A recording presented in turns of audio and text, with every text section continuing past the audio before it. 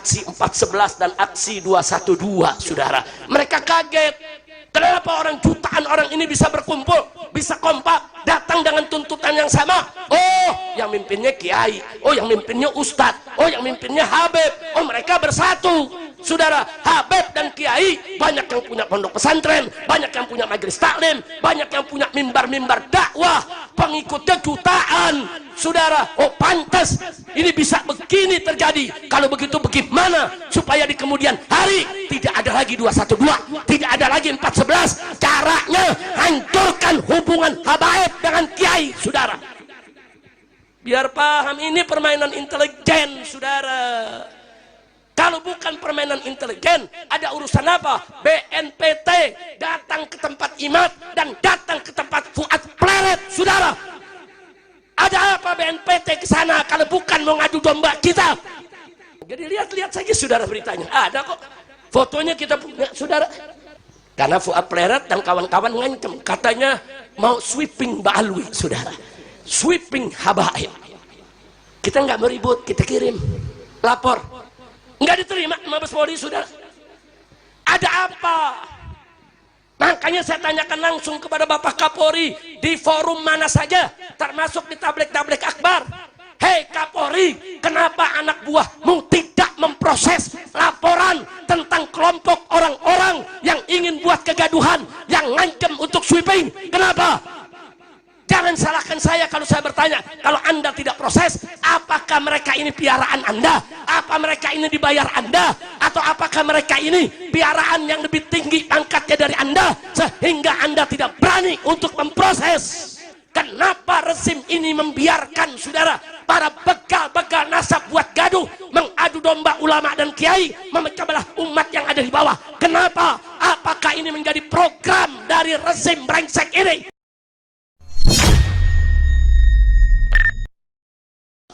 Nah, pada kesempatan ini saya ingin ingatkan diri saya dan semua hadirin dan hadirat rahimakumullah, bahwa Nabi yang kita peringati maulidnya pada malam hari ini adalah seorang Nabi yang diutus oleh Allah Subhanahu wa ta'ala sebagai rahmat untuk semesta alam. Sebagaimana Allah firmankan dalam Al-Quranul Karim, faqala ta'ala, wa ma arsalnaka illa rahmatal lil alamin. Nabi yang kita peringati maulid kita semua sebagai uswatun hasanah yang beliau sampaikan kepada kita, ambil, dan apa saja yang dilarang stop, jangan kita kerjakan. Faqala ta'ala, wa ma atakumur rasulu fakhudhuhu wa ma nahakum anhu fantahu. Luar biasa, saudara. Jadi nggak main-main ini. Nabi yang kita peringati maulidnya pada malam hari ini, saudara, bahkan diperingati di seluruh dunia, di mana-mana tempat, karena memang bukan manusia sembarangan, bukan manusia biasa, manusia yang memiliki al-qadrul azim, saudara, memiliki kedudukan yang begitu tinggi, martabat yang begitu luar biasa. Jadi jangan kaget kalau hari lahirnya diperingati di mana-mana oleh umat Islam. Alhamdulillah, saudara. Dan dalam ayat yang lain Allah ingatkan kita juga, saudara, bahwa Nabi yang kita peringati maulidnya pada malam hari ini, saudara, jangan coba-coba kita tentang. Wallahu subhanahu wa ta'ala qala, maka nari mu'minin wala mu'minatin idza qadallahu wa rasuluhu amran an yakuna lahumul khiyarah min amrihim. Luar biasa. Ini ketetapan dari Allah, saudara, di mana Allah nyatakan nggak boleh, nggak pantas bagi orang yang beriman, baik dia laki-laki maupun perempuan, idza qadallahu wa rasuluhu amran, kalau Allah sudah menetapkan dengan nabinya sesuatu, an yakuna lahumul khiyarah, kemudian dia punya pilihan lain, nggak boleh. Kalau Allah sudah tetapkan suatu hukum dan Nabi sudah tetapkan suatu hukum, kita tidak boleh memilih hukum yang lain, sudah nggak boleh. Allah yang nyatakan, hati-hati, wa may ya'sillaha wa rasulah faqad dhalla dhalalan mubina. Hati-hati, Barang siapa yang maksiat kepada Allah dan Rasulnya, menyelisihi hukum Allah dan Rasulnya, nggak mau tunduk patuh kepada Allah dan Rasulnya, maka dia telah sesat, saudara, dengan kesesatan yang nyata. Na'udzubillah min dzalik. Jadi kalau kita menguraikan satu persatu ayat-ayat Al-Quran, saudara, untuk menerangkan bagaimana dahsyatnya kedudukan Nabi, bagaimana kita wajib mengikuti Nabi, saudara, ini akan sangat panjang sekali. Tapi paling tidak dengan ayat-ayat yang sudah kita sampaikan tadi, saudara, itu sudah cukup menjadi pegangan kita semua bahwa kita wajib tunduk kepada aturan Nabi kita Muhammad sallallahu alaihi wasallam. Maka saya mau tanya di sini semua, siap taat kepada Nabi? Siap tunduk kepada Nabi? Siap membela ajaran Nabi? Takbir! Sallu ala Nabi. Allahumma salli wa sallim wa barik alaihi. Saudara, nah, tapi jangan lupa bahwa kita memperingati Maulid, saudara, boleh kita peringati Maulid ya, kawan. Kalau ada yang bilang wah itu bid'ah, itu syirik, itu dolal, itu ngajinya nggak sampai itu, saudara. Ngajinya kurang, kurang. Suruh belajar yang benar, baca kitab yang banyak, saudara, pelajari. Orang Nabi kok yang ditanya oleh para sahabat, tatkala beliau sering puasa, hampir setiap hari Senin beliau puasa. Ditanya oleh sahabat alaihi salatu wassalam, saudara, sahabat Nabi alaihi salatu wassalam bertanya kepada Rasulullah tentang puasa Seninnya. Apa mereka bilang? Ya Rasulullah, wahai Rasulullah, kenapa engkau berpuasa setiap hari Senin? Sahabat yang tanya. Apa jawaban Nabi? Singkat, fihi wulidtu, di hari Senin itulah aku dilahirkan. Nabi nggak jawab A, nggak jawab B. Nabi bilang itu hari lahir aku. Sekali lagi saya ulangi, Nabi ditanya, kenapa engkau puasa tiap hari Senin? Nabi jawab, di hari itu aku dilahirkan. Sekali lagi, saudara, Nabi ditanya, kenapa anda puasa setiap hari Senin? Nabi menjawab, ini hadis sahih, saudara, bukan hadis dhaif, ini hadis sahih. Nabi jawab, karena aku dilahirkan hari Senin. Paham gak? Sekali lagi kita ulangin, biar Wahabi paham, biar Wahabi paham. Enggak, kalau ente sih sekali diomongin juga paham. Wahabi bertahun-tahun dikasih tahu nggak paham. Lo ketawa aja lo. Boleh diulangin sekali lagi. Nabi ditanya kenapa puasa tiap hari Senin. Jawabnya kenapa? Karena hari Senin aku hari lahir Nabi. Nah dari sini saya mau tanya nih, yuk kita pikirin sekali lagi. Nabi puasa di hari Senin karena hari Senin hari kelahirannya. Berarti saya mau tanya nih, Nabi menghormati hari kelahirannya gak? Nabi memuliakan hari kelahirannya gak? Berarti Nabi memperingati hari kelahirannya gak? Berarti Nabi merayakan hari kelahirannya gak? Memperingatinya dengan ibadah, yaitu puasa. Tapi yang namanya ibadah kan luas, saudara. Boleh, silakan kita peringati hari lahir kita semua, saudara.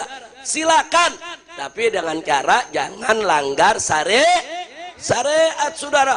Yaitu kita rayakan dengan puasa, dengan sedekah, dengan sholat sunnah, dengan zikir, dengan tasbih. Silakan. Nah, kira-kira jelas gak? Nah kalau hari lahir kita aja boleh, apalagi hari lahir Nabi kita Muhammad sallallahu alaihi wasallam. Jadi jangan ragu-ragu bikin maulid. Pusing amat, ada yang bilang ini bid'ah lah, syirik lah, macam-macam. Tadi bilang kalau bikin maulid nggak masuk surga, kayak lu yang megang kunci surga. Kita masuk neraka semua, dia doang sendirian masuk surga. Gile banget dah. Udah, sekarang saya mau tanya nih semua, sekali lagi nih semuanya saya mau tanya nih semua, cinta tidak kepada Nabi? Siap merayakan hari lahir Nabi? Takbir. Tapi ingat, cinta kepada Nabi bukan hanya dengan merayakan hari lahirnya. Kita merayakan hari lahirnya supaya apa? Supaya kita cerita tentang Nabi, Supaya apa? Supaya kita contoh, supaya kita ikuti.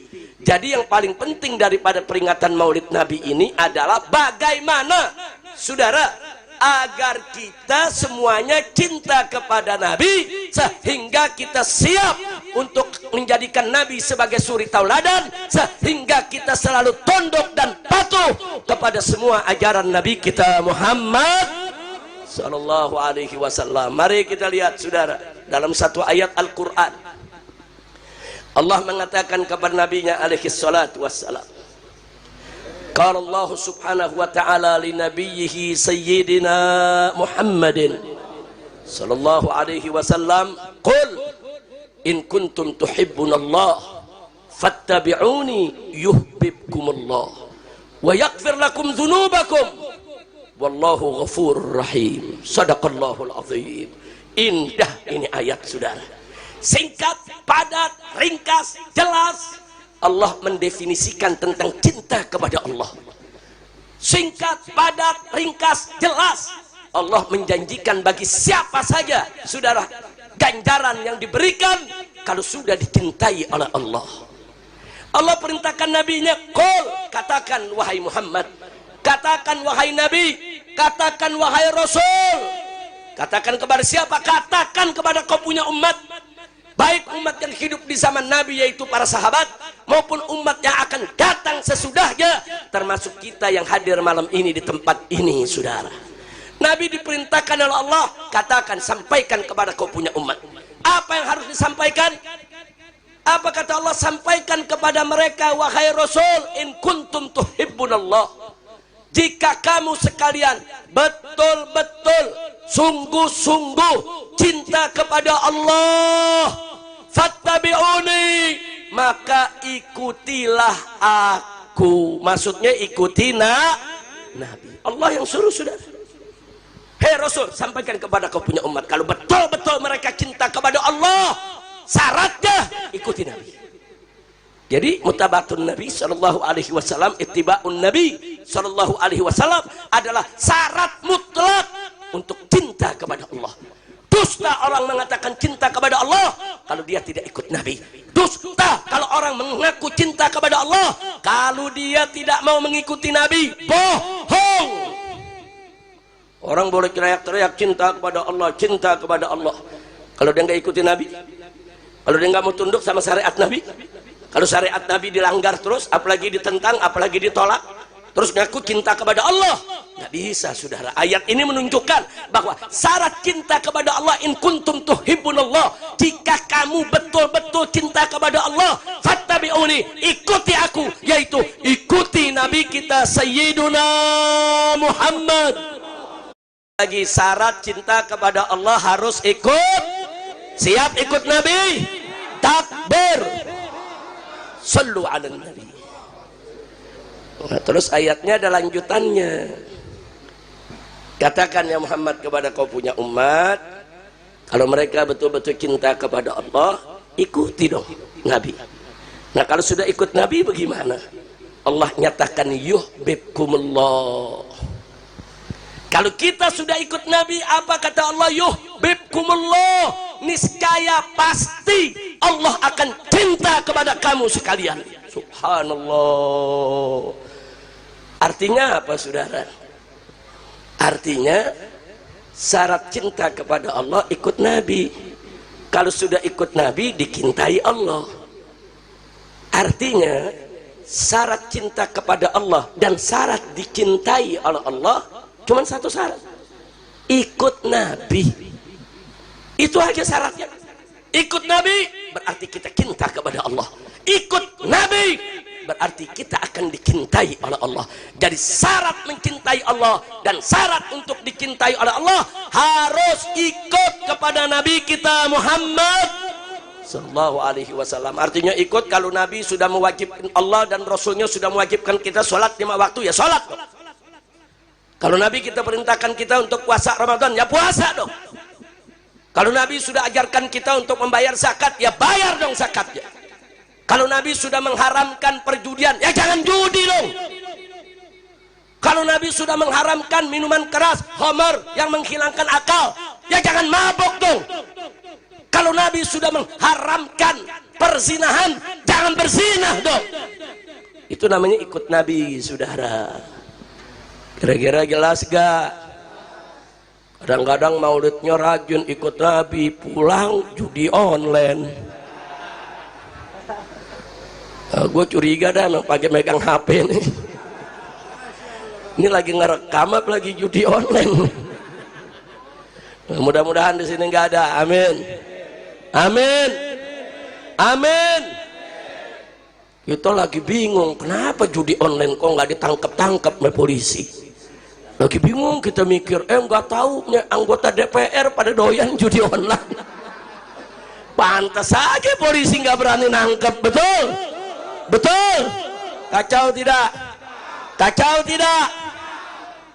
Udah gitu artis-artis saudara pada jadi iklan, mengiklankan judi online, nggak ditangkap juga. Yang ditangkap yang di kampung-kampung dia. Kacau tidak? Kacau tidak?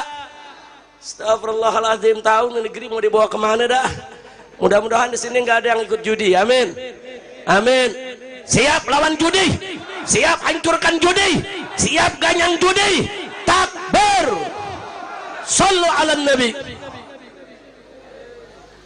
Saudara, ini gara-gara judi online, saudara, ada suami istri polisi, lakinya polisi, bininya polwan. Gara-gara judi nih, gara-gara judi, lakinya dibakar sama bininya. Lu bayangin, nah polisi aja mengkelap lihat judi main bakar. Nah di tengah masyarakat kan ada yang bunuh diri, ada yang stres, ada yang gila. Pemerintah mesti peduli. Tangkap semua yang main judi, mau artis kek, mau anggota DPR kek, mau pejabat kek, mau jenderal kek, khususnya bandar-bandarnya, tangkap semua, jebloskan ke penjara. Betul? Setuju? Takbir. Alhamdulillah. Ayo takbirnya yang kompak, yang gak takbir gue curiga tuh. Lu jangan salahin gue loh. Ayo semua angkat tangannya, angkat tangannya. Siap lawan judi, siap lawan judi. Takbir. Sallu ala nabi. Alhamdulillah. Jangan, nah, Nabi larang juga nih, pejabat-pejabat nih perhatiin. Nabi larang korupsi gak? Mencuri halal atau haram? Mencuri halal atau haram? Haram, saudara. Nggak boleh kita mencuri, mencuri sedikit aja nggak boleh, apalagi korupsi triliunan. Makanya dari dulu saya udah ceramah dari 20 tahun yang lalu, saya usulin ke pemerintah, koruptor potong aja kepalanya. Setuju gak? Setuju gak? Lu setuju-setuju aja lo. Ini setujunya setuju ikhlas bener apa karena nggak kebagian nih? Ikhlas, amin. Amin. Ada yang protes ke saya, Habib jangan bikin-bikin syariat. Wah. Itu kan mencuri dipotong tangan. Kenapa Habib bilang mesti dipotong kepala? Wah. Jawab jangan. Jawab jangan. Kapan? Tahun depan. Biar diundang lagi sama Habib Toha. Masya Allah, jawab benar. Saudara, saudara, sebetulnya nisab daripada potong tangan, saudara, hanya beberapa gram emas saja. Orang mencuri, saudara, mencuri nih, mencuri seekor kambing, bisa dipotong tangannya. Kalau harganya memang sudah mencapai nisab, saudara. Nah, nisabnya cuma 1/4 dirham menurut sebagian ulama, saudara. Ada yang lebih dari itu. Nah, cuman jadi sekarang iya, kalau mencuri kambing dipotong tangan, karena nyurinya pakai apa? Ayo jawab yang kembang, nyurinya pakai apa? Nyolong 10 juta, nyolongnya pakai apa? Pakai apa? Makanya yang dipotong. Nah, sekarang saya tanya, kalau korupsinya 1 triliun, itu pakai apa tuh? Jawab yang kembang, pakai tangan? Bukan, pakai apa? Otak di mana? Potong kepalanya. Setuju gak?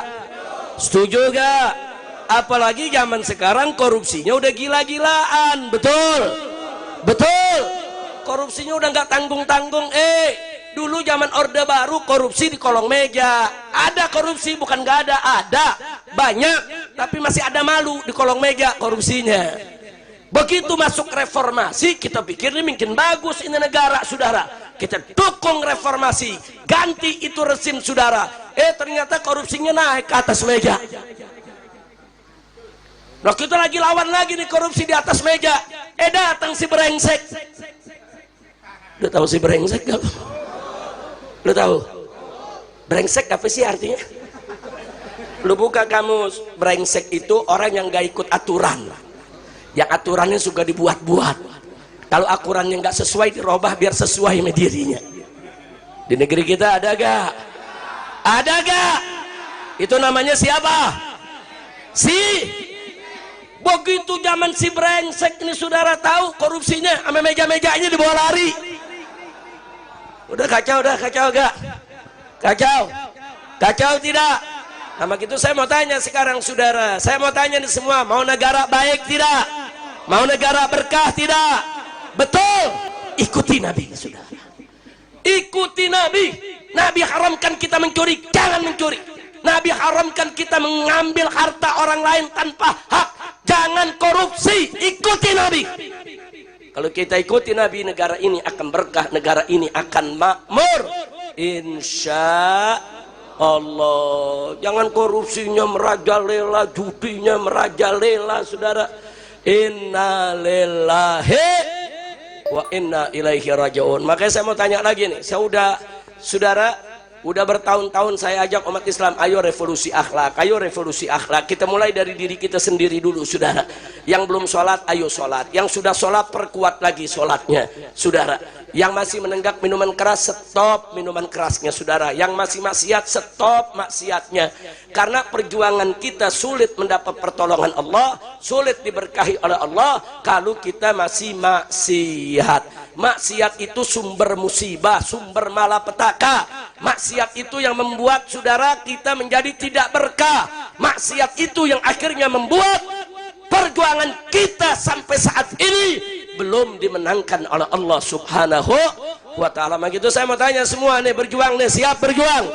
Siap berjuang? Mau menang tidak? Mau menang tidak? Betul. Nah, kalau mau menang, saudara, mau menang, tingkatkan iman dan takwa kepada Allah serta bersatu, jangan mau dipecah belah. Saya mau tanya sekarang nih semua di sini, siap bersatu? Siap bersatu? Siap bersaudara? Takbir. Kita lagi berjuang habis-habisan lawan korupsi, saudara, lawan ketidakadilan, lawan kezaliman, lawan narkoba, lawan judi, habis-habisan. Tahu-tahu muncul ada yang mancing-mancing soal nasab. Unyil. Udah gitu ada artis dangdut berubah jadi ahli nasab. Gua nggak paham belajarnya di mana, di dalam gendang kali ya. Astagfirullahaladzim, kacau tidak? Artis dangdut belajar nasab enggak jadi mufti, ngumumin saya batalkan nasab Ba'alwi. Kadal kebun.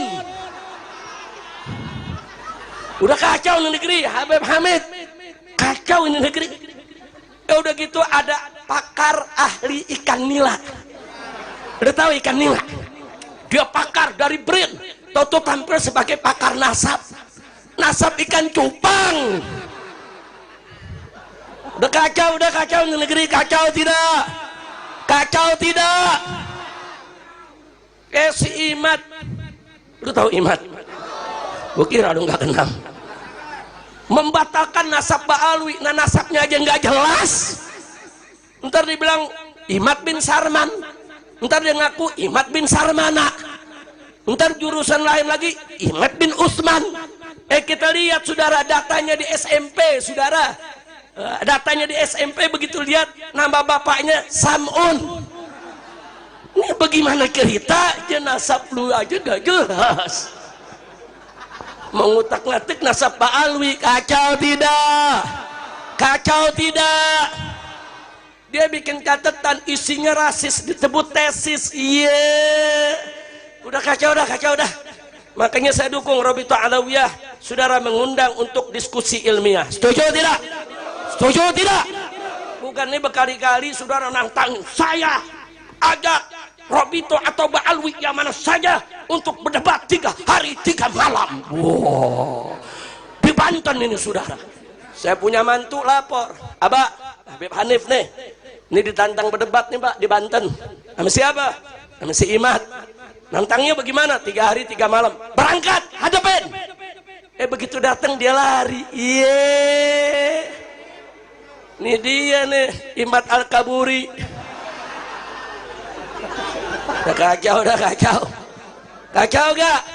Makanya kita lihat besok nih diundang Marobito, ada nggak datang lagi. Saya julukin Al-Kaburi Ri. Setuju gak? Setuju gak? Geng dia saudara nantangin Ba'alwi Beklai, disambut sama Bahar bin Semit. Emang Bahar saya lon, ditantangin Beklai ya diparahanin ke kresek. Begitu diparahanin saudara nih gengnya lari lagi. Iya, kacau tidak? Kacau tidak? Nantang debat didatengin lari, nantang Beklai didatengin lari. Al-Kaburi Ri. Insyaallah, kacau tidak? Kacau tidak? Makanya umat jangan mau dipecah belah. Setuju? Setuju? Ada mantan Menko, wah Menteri Koordinator. Saudara bicara soal nasab, kapan lu jadi Menko nasab? Kacau tidak? Kacau tidak? Ada betina, saudara, dari partai, dari DPR RI, anggota partai, betina. Saudara pakai ngomong soal Ba'alwi, lu belajar di mana? Astagfirullahaladzim, kacau tidak? Nah inilah yang Nabi kabarkan saudara, di akhir zaman ini saudara, apa yang akan terjadi? Yantiqu fiha ruwaibidah, atau yantiqu fihim ruwaibidah. Nanti saudara di akhir zaman akan datang suatu zaman di mana arwaibidah akan banyak ngomong ke sana kemari. Nabi ditanya, siapa itu arwaibidah ya Rasulullah? Nabi menjawab, at-tafih fi amril ammah. Orang yang bodoh, nggak tahu apa-apa, tapi sok pintar bicara di dalam urusan orang lain, saudara. Nah sekarang saya tanya, yang model begini ada gak? Ada atau banyak? Ada atau banyak? Pada ngawur.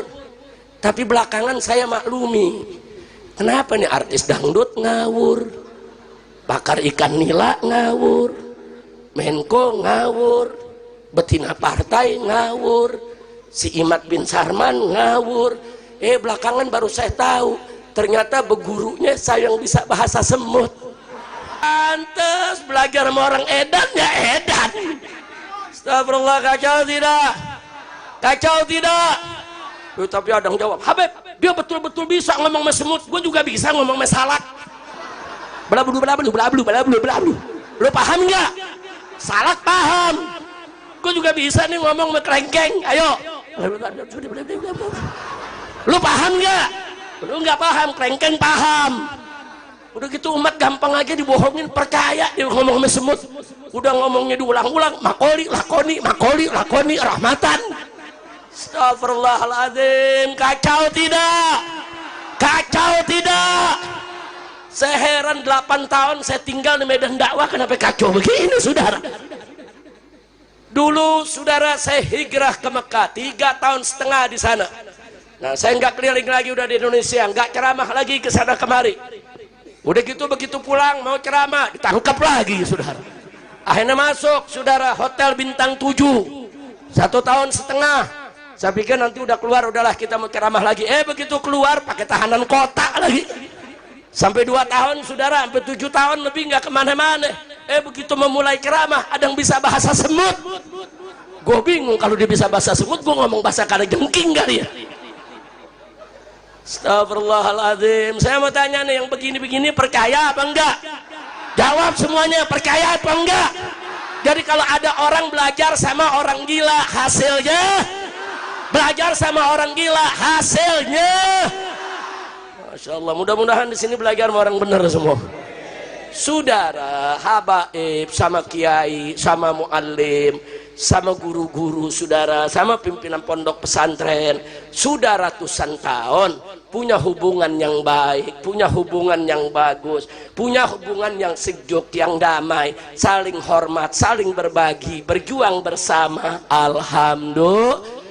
Nah ada yang nggak suka lihat ini saudara, mereka pengennya Habib sama Kiai pecah, Habib sama Kiai biar bercerai-berai, Habib sama Kiai jangan lagi mimpin umat, makanya Habib dan Kiainya diadu-adu saudara. Nah kenapa kok harus diadu? Sebab kalau habaib sama para kiai, para muallim, para tuan guru bersatu, mereka nggak bisa seenaknya merampok negeri ini saudara, nggak bisa. Selama ini yang hidup bersama rakyat, membela rakyat, menjaga rakyat saudara dalam perjuangannya adalah para ulama, para kiai dan para habaib kita, betul? Takbir.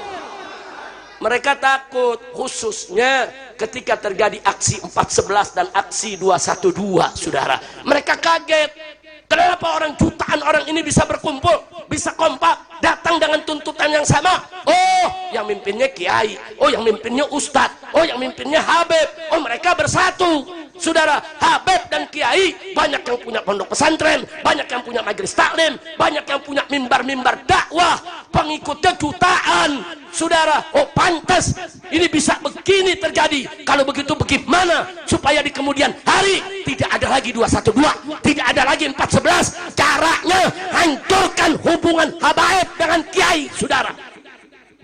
Biar paham ini permainan intelijen saudara. Kalau bukan permainan intelijen, ada urusan apa? BNPT datang ke tempat Imad dan datang ke tempat Fuad Pleret saudara. Ada apa BNPT ke sana kalau bukan mau ngadu domba kita? Mestinya BNPT itu saudara mempelajari, oh ini ada potensi kegaduhan, ini nanti umat ribut, dia stop, bukan dekipasi saudara. Yang nyari gara-gara ini saudara gengnya Imad, mestinya mereka dinasehati, di stop, bukan dibantu oleh BNPT. Nah, jadi lihat-lihat saja saudara beritanya, ada kok fotonya kita punya saudara. Nggak sampai di situ.